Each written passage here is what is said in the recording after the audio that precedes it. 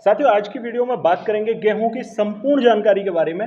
और जैसा कि आप जानना भी चाहते हो कि गेहूं की A to Z जानकारी आपको मिले और पूरी फसल की जानकारी आपको एक छोटी सी वीडियो क्लिप के माध्यम से मिल जाए, तो इससे बेस्ट कुछ नहीं हो सकता। आज की वीडियो में संपूर्ण जानकारी में हम फोकस करेंगे आपके खेत की तैयारी और गेहूं की किस्में कौन कौन सी आपको चुनाव करनी चाहिए।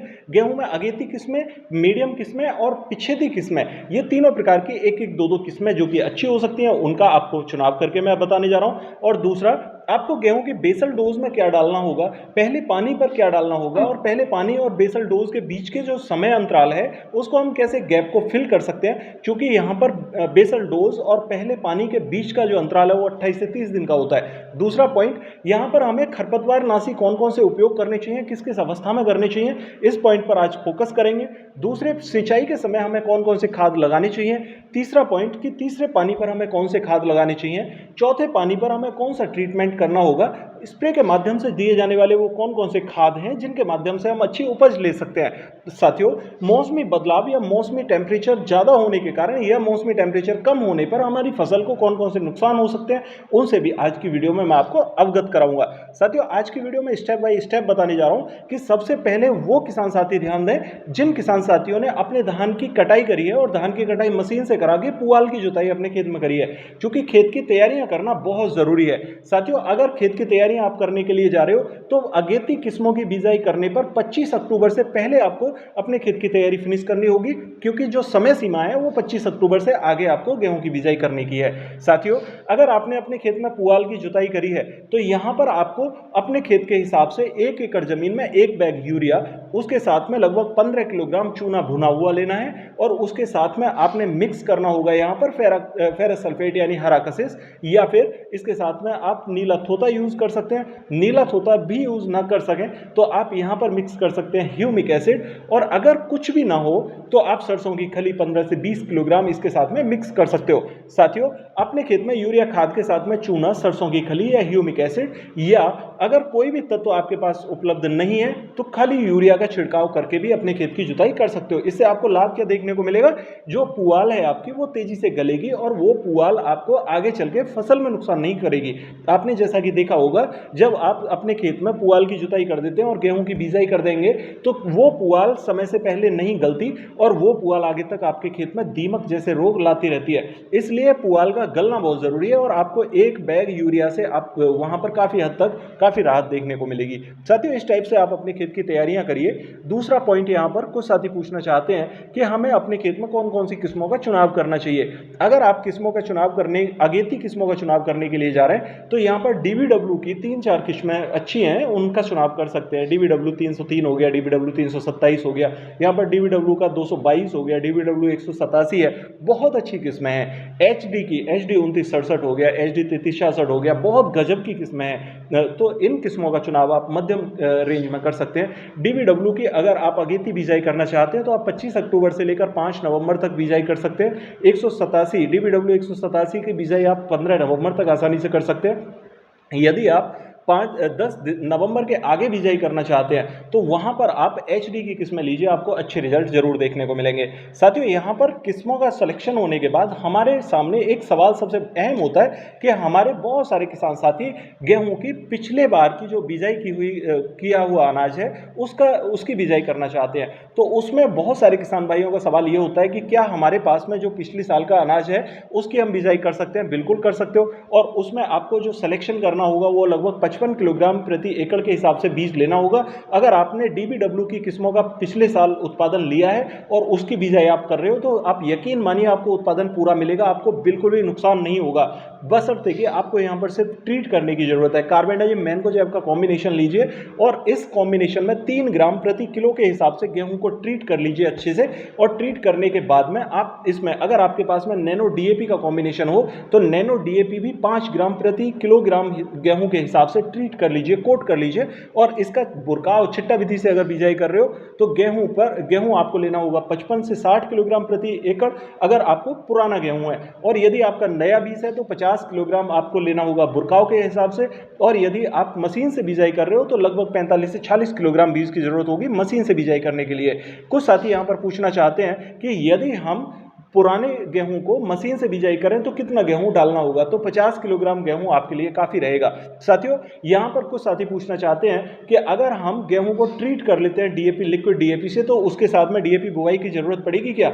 अगर आपके पास में नैनो डीएपी की कोई बॉटल रखी है तो उस बॉटल में से मात्र 50 ml दवा निकाल के आप 10 किलोग्राम गेहूं का ट्रीट कर सकते हैं, और गेहूं को ट्रीट करने के बाद जब बिजाई करोगे तो आपको डबल डोज का बेनिफिट देखने को मिलेगा डीएपी का।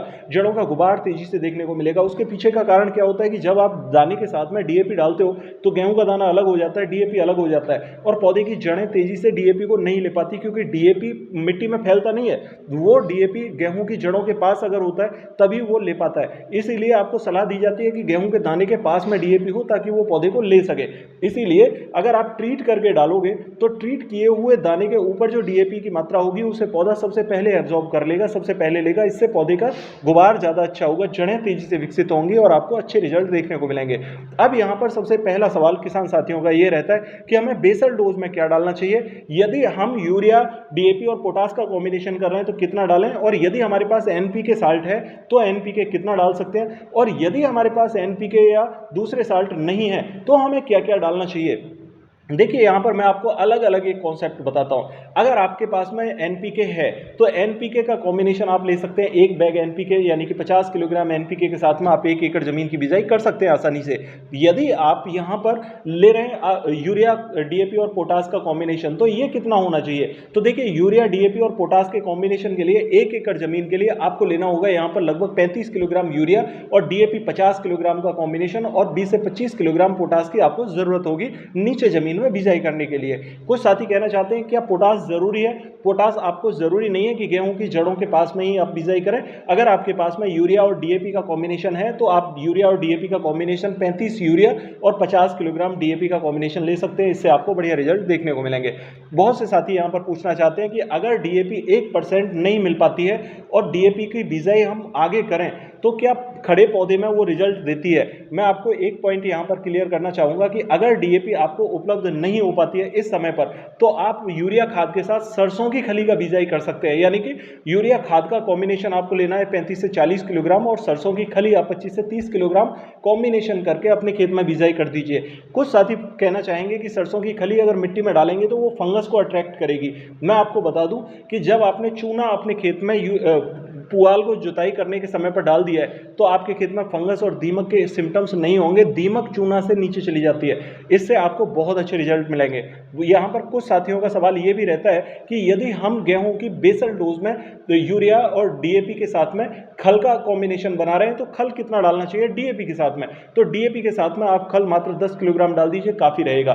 कुछ साथी कहना चाहते हैं कि डीएपी अगर हम पहले पानी पर चलाएं तो किस टाइप से यूरिया खाद के साथ बुरकाव कर सकते हैं। मैं आपको बता दूं, अगर आपने बेसल डोज में डीएपी नहीं लगाया है तो डीएपी को आप बुरकाव के माध्यम से ना देने के बजाय मैं आपको एक ट्रिक सजेस्ट करता हूं, जिसमें आप पहले पानी पर पहली डोज लगाओगे तो उसमें आप 6 किलोग्राम यूरिया के साथ 4 किलोग्राम से लेकर 6 किलोग्राम डीएपी का कॉम्बिनेशन करके पानी के साथ में टोटी की मदद से चला दीजिए। वो आपको ज़्यादा अच्छे रिजल्ट देगा। और फिर ये डीएपी की जरूरत आपको 35 से 40 दिन पर पड़ती है, जब बालियां कोब में आ रही होती हैं उस समय पर आपको डीएपी की जरूरत होती है। उस समय लगाया हुआ डीएपी आपको बहुत मददगार साबित होता है जहां तक गेहूं की फसल का सवाल है। ठीक है, तो आप ये पॉइंट यहां तक समझ गए होंगे। दूसरा, अब यहां पर बात करते हैं कि अगर हमने बेसल डोज में ये दवाएं लगा दी हैं तो हमें यहां कीटनाशक की जरूरत होगी क्या। आप रिजेंट 5 से 6 किलोग्राम बेसल डोज में जरूर डाल दें, क्योंकि हमने पहली फसलें धान की 2 फसलें करी हैं रेगुलर। पानी ज्यादा रहने से खेत में थोड़ी फंगस भी है और सफेद वाली गिडार भी हो जाती है, क्योंकि यहां पर दीमक और गिडार काफी हद तक हो सकती है। ठीक है, तो गेहूं की फसल की बिजाई करते समय हमें बेसल डोज में रीजेंट 5 से 6 किलोग्राम प्रति एकड़ के हिसाब से डालने की जरूरत होगी। कुछ साथी पूछना चाहते हैं कि बिजाई करने के बाद में जैसे ही गेहूं का जर्मिनेशन होता है, उस जर्मिनेशन से पहले हम क्या यहां पर खरपतवार की दवा लगा सकते हैं। हाँ, आप यहां पर पेंडिमेथिलिन 1 लीटर प्रति एकड़ के हिसाब से 200 से 250 लीटर पानी के साथ में मिला के स्प्रे कर सकते हो। आपको वहां पर खरपतवार का जो जर्मिनेशन है उससे काफ़ी हद तक निजात मिलेगी। देखिए, खरपतवार 3 स्टेज में जमता है जहां तक गेहूं की फसल का सवाल है। एक जो फर्स्ट स्टेज होती है पहले 3 से 4 दिन में जर्मिनेट होकर आता है, दूसरी स्टेज आती है 18 से 20 दिन वाली, और तीसरी स्टेज होती है जब हम पहली सिंचाई 28 दिन पर करते हैं तब उसमें 30 से 32 दिन पर जर्मिनेशन होकर आता है। तो पहली जो सिंचाई है यानी कि पहली बेसल डोज वाली स्प्रे है उसको आप गेहूं की बिजाई करने के 28 से 72 घंटे के अंदर अंदर कर दीजिए। उससे आपके खेत में जो फर्स्ट स्टेज में बलूरी घास वगैरह जो जर्मिनेट होकर आते हैं वो नहीं जमेंगे और उससे आपको काफ़ी हद तक निजात देखने को मिलेगी।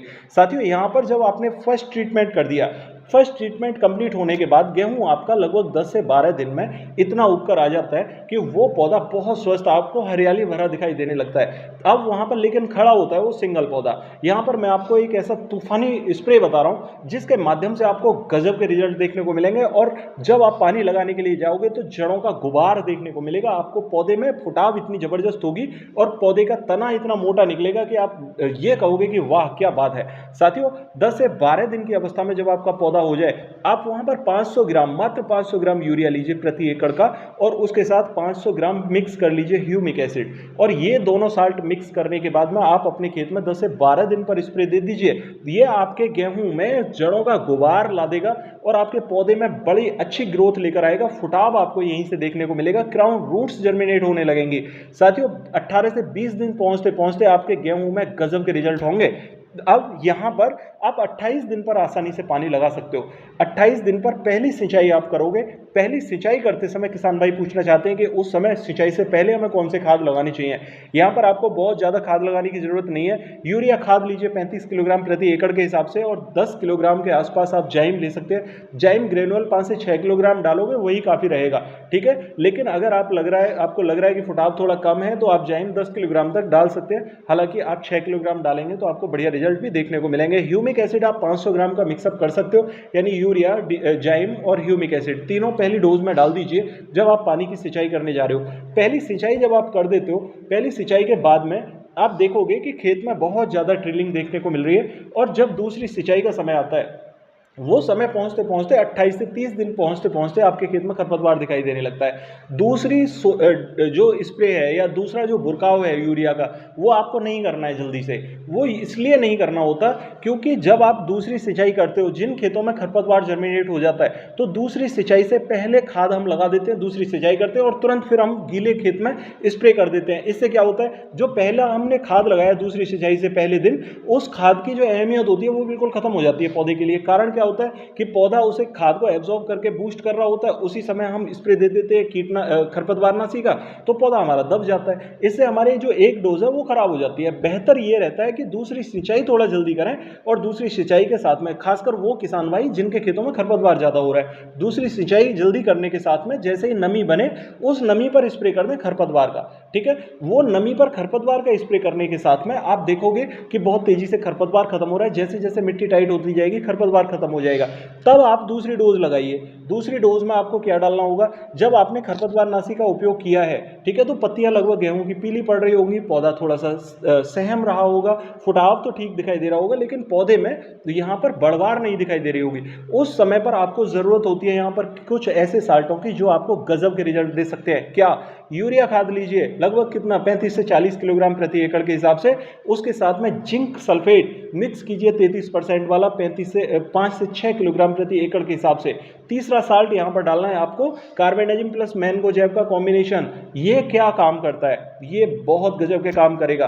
कार्बेंडाजिम मैंगोजेब का कॉम्बिनेशन आप यहां 250 ग्राम से लेकर 500 ग्राम तक मिक्स करेंगे दूसरे जब स्प्रे कर दोगे खरपतवारनाशी की उसके बाद में।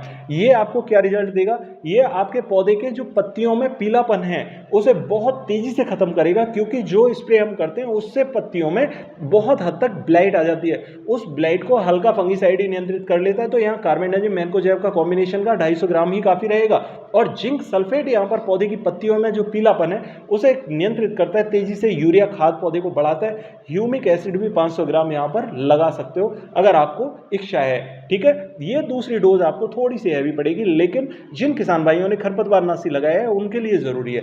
तीसरा पानी आप लगाने के लिए जाओगे, जब आप तीसरा पानी लगाते हो तो तीसरे पानी से पहले ये डोज आपको लगानी होगी और तीसरा पानी आप लगा दोगे, ठीक है। आपको कुछ नहीं करना, यहां पर तीसरे पानी के बाद में आप देखोगे कि गेहूं इतना ज़बरदस्त फुटाव करके आएगा, गेहूं एकदम काला पड़ के निकलेगा और फुटाव बहुत अच्छा होगा, लंबाई भी बहुत तेज़ी से बढ़ेगी। लेकिन यहाँ पर एक समस्या हो जाती है, जब तीसरा पानी हम लगा देते हैं तो पौधे के तनों में गांठें आने लगती हैं और पौधे का तना जो है वो मजबूती की तरफ बढ़ने लगता है। इस समय पर गेहूं के पौधे को ज़रूरत होती है कैल्शियम की। कैल्शियम क्यों चाहिए? क्योंकि पौधे के तने में यहाँ पर मजबूती आ रही होती है, और जैसे ही आप इसको इस तरीके से देखिए कि जब बच्चे की हड्डियां बनने लगती हैं, हम उसको दूध और बहुत सारे कैल्शियम युक्त प्रोडक्ट देने लगते हैं, जैसे अंडा सजेस्ट किया जाता है। जब हड्डियां बन रही होती है, जैसे किसी आदमी की हड्डी टूट जाए तो उसको हम कैल्शियम सजेस्ट करते हैं कि हड्डी के लिए, हड्डी के जुड़ाव के लिए हम अंडा खिलाने के लिए बोलते हैं। तो वो अंडा खाता है तो तेजी से कैल्शियम बढ़ता है, हड्डी तेजी से बढ़ती है। इसीलिए गेहूं की फसल को भी उस समय पर तने को मजबूती प्रदान करने के लिए कैल्शियम की जरूरत होती है। उस कैल्शियम के लिए आपको एक सस्ती डोज बताता हूं। आप वहां चूना लीजिए 10 से 12 किलोग्राम प्रति एकड़ के हिसाब से। उसके साथ आपको जरूरत होगी मजबूती प्रदान करने के लिए फेरस सल्फेट यानी हरा कशिश की। हरा कशिश आपको कितना डालना है? मात्र 3 से 4 किलोग्राम प्रति एकड़ के हिसाब से। गेहूं के लिए इतना ही काफी रहेगा, ठीक है। उसे आप मिक्स कर लीजिए यूरिया खाद के साथ में, और यूरिया खाद के साथ मिक्स करके आप बुरकाव कर दीजिए और चौथा पानी लगा दीजिए। साथियों, गजब के रिजल्ट देखने को मिलेंगे। इससे पौधे के तने में मजबूती होगी। और जिन किसान भाइयों ने यहाँ पर डीएपी ना लगाया हो खेत में, ठीक है, वो किसान साथी पानी के साथ में इस अवस्था में भी डीएपी चला सकते हैं जब पौधे की तने में 2 गांठें बन रही हो, ठीक है। अब यहां से आगे का जो ट्रीटमेंट होता है उसमें आपको जरूरत सिर्फ पोटास की होती है, बाकी कुछ नहीं होती। कारण क्या होता है कि शुरुआती अवस्था में जो हम पोटास लगाते हैं पौधे की जड़ों के नीचे, वो पोटास हमारा बालियों तक, हमारे पौधे की पत्तियों में तो आ जाता है, पौधे के तने में आ जाता है, लेकिन वो जो ट्रांसपोर्टर का काम करना होता है वो नहीं कर पाता। उसके लिए हमें जरूरत होती है 0050 जैसे पोटास की। वो हमें लगाना होता है लगभग जब बालियां गोब में पनप रही होती हैं उस समय पर। हमें यहाँ पर 0050 लेना होगा 1 किलोग्राम प्रति एकड़ के हिसाब से।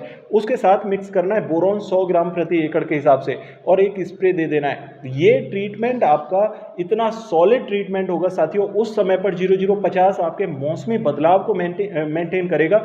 यानी कि मार्च में जैसी गर्मी बढ़ने लगेगी, वो पोटास आपके पौधे के जो पत्तियां हैं उनका इस टाइप से विकास करेगा कि वो गर्मी को सहन करने में सक्षम होंगी। बहुत तेजी से चलती हुई लू हवा को भी अपने खेत को एक साथ नहीं उदास कर पाएगी, वहां पर झुलसेगा नहीं गेहूं, आपका नॉर्मल तरीके से पकेगा।